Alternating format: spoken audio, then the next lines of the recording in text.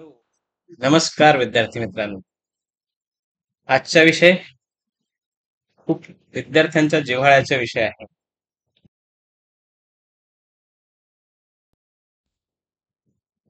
ATKT rules for BMS course.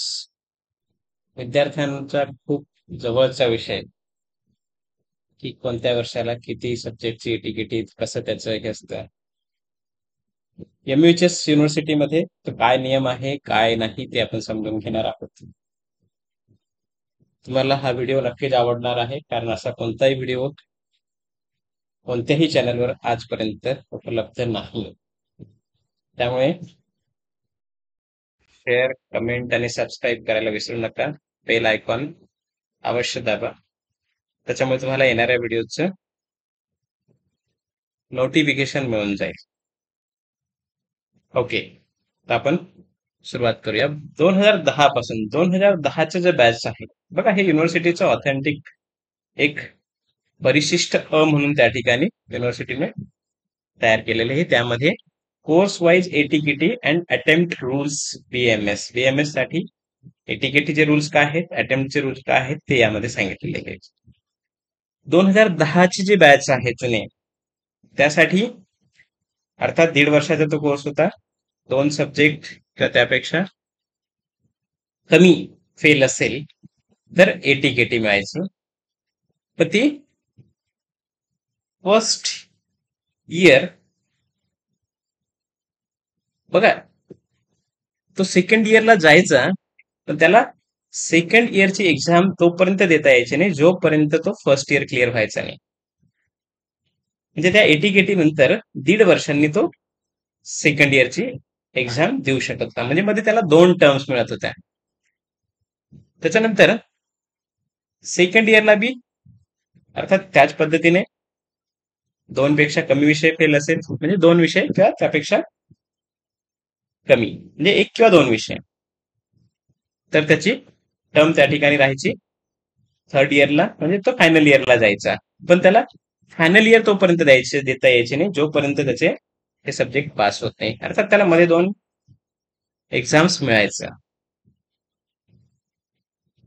पण third इयरला मात्र एटीकेटीचं काही संबंध नाही, पूर्ण पास झाल्यावरच पास.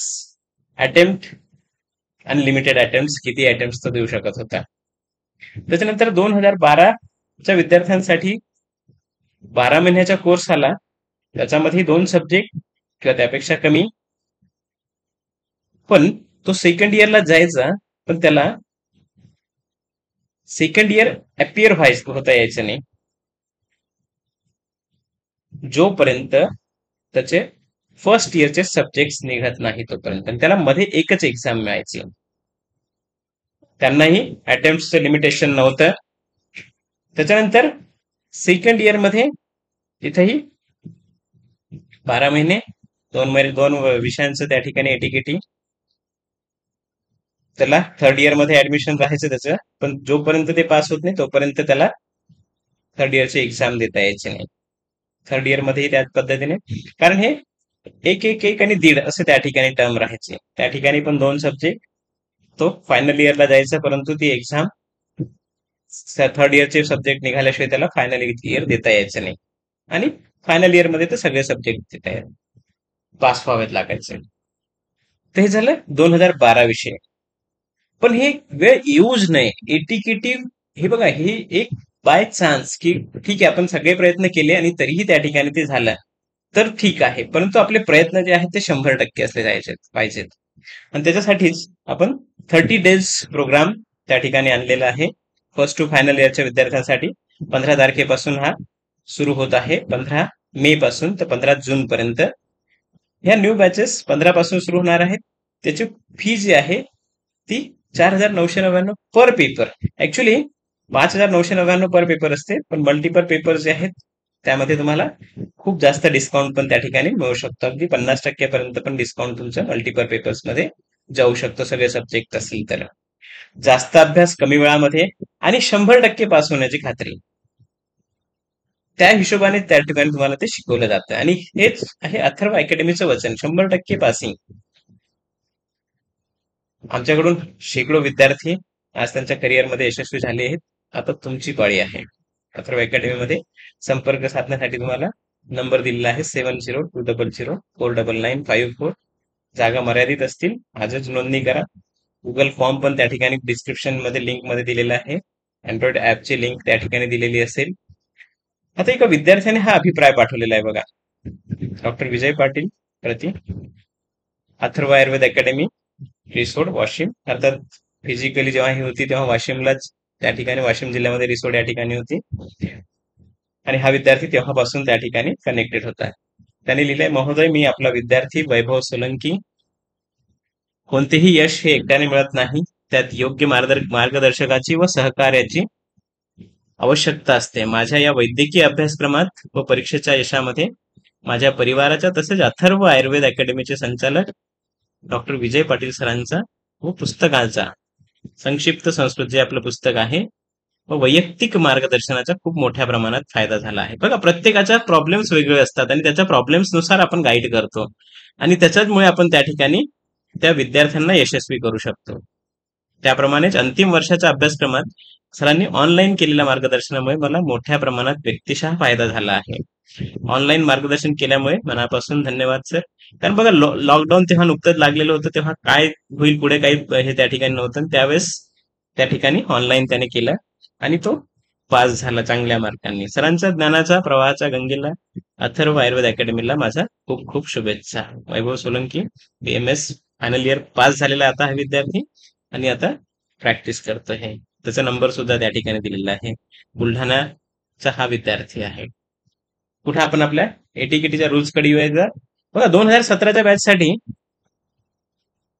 पुन्हा एक वर्षाचं, 3 वर्ष आणि 1.5 वर्षाचे शेवटचं फायनल इयर.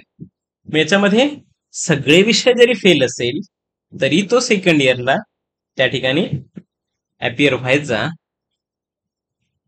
इवन तो थर्ड इयरला पण त्या ठिकाणी, म्हणजे सेकंड इयरची पण एक्झाम देऊ शकायचा एकाच वेळेस, फर्स्ट आणि सेकंड इयर. फक्त थर्ड इयरच्या एक्झामला त्याला अपियर होता येत नव्हतं किंवा होता येत नाही.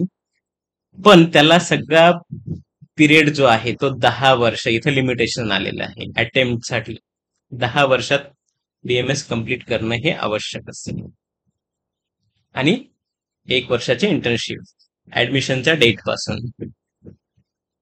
म्हणजे त्याला समजा सगळे सब्जेक्ट फेल असेल तरी तो सेकंड इयर मध्ये जाईल. फर्स्ट म्हणजे त्याच्यानंतर तो पुन्हा त्या ठिकाणी फर्स्ट इयरचे पेपर्स देईल.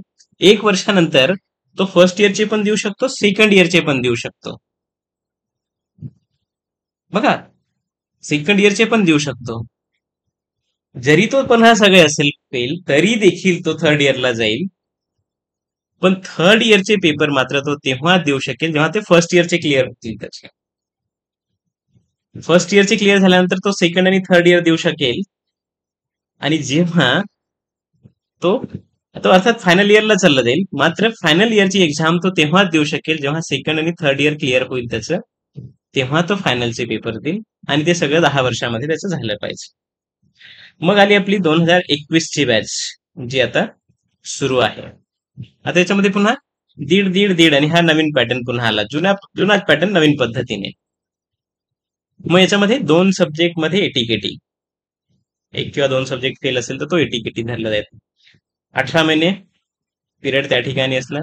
सेकंड इयरला तो अपियर होईल, अर्थात सेकंड इयरला तो बसेल. पण एक्झाम जो आहे तो त्या ठिकाणी सेकंड इयरचे बघा टर्म पण त्या ठिकाणी होईल अँड अपियर पण होऊ शकेल तो त्या ठिकाणी. पण सेकंड इयर मध्ये त्या ठिकाणी थर्ड साठी अपियर होईल. पण फर्स्ट आणि सेकंड इयरचे सगळे सब्जेक्ट पास झाल्याशिवाय तो त्या ठिकाणी फायनल इयरला जाणार नाही. हे त्या ठिकाणी त्याच्यासाठी आवश्यक असेल. आणि 9 इलेक्टिव्ह जे त्या ठिकाणी असतील त्याचे ते पण त्या ठिकाणी करणं आवश्यक असेल. आणि याच्यासाठी पण 10 वर्षाचं लिमिट त्या ठिकाणी आहे. 10 वर्षात त्याने हे सगळं केलं पाहिजे. थर्ड इयरच्या एक्झामच्या अगोदर त्याला फर्स्ट आणि सेकंड इयरचे सब्जेक्ट आणि 9 इलेक्टिव्ह क्लिअर करणं आवश्यक असेल. फर्स्ट इयरचे 3, सेकंडचे 3 आणि थर्डचे 3 ते इलेक्टिव्ह जे आहे ते कंप्लीट करावे लागतील, तरच तो फायनलची एक्झाम देऊ शकेल. या पद्धतीने हे रूल्स आहेत. प्रत्येक विद्यार्थ्यासाठी हे आवश्यक आहे. तर प्रत्येक BMSचा MUHS मध्ये शिकणाऱ्या विद्यार्थ्यांपर्यंत हे पोहोचवा. शेअर करा, सबस्क्राईब करा, लाईक करा, कमेंट करा. तुम्हाला अजून काही विषयावर व्हिडिओ पाहिजे असतील तर ते त्या ठिकाणी कमेंटमध्ये तुम्ही लिहू शकता. त्यावर निश्चित व्हिडिओ बनवण्याचा प्रयत्न केला जाईल आणि तुम्हाला मार्गदर्शन केलं जाईल. धन्यवाद.